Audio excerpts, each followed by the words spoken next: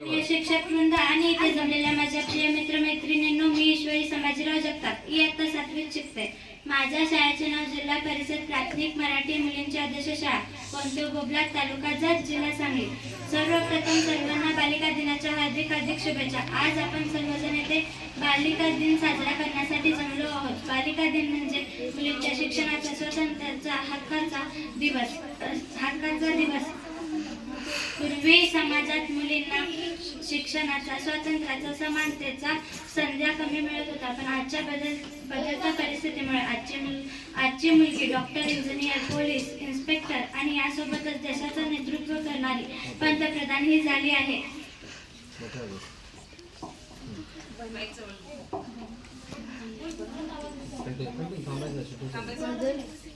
मुलगी म्हणजे फक्त घराची जबाबदारीच नाही, तर ती समाजाची शक्ती आहे. तिला शिकण्याचा, स्वतःचे निर्णय स्वतः घेण्याचा आणि प्रत्येक मुलगी सुरक्षित आणि सुशिक्षित झालीच पाहिजे.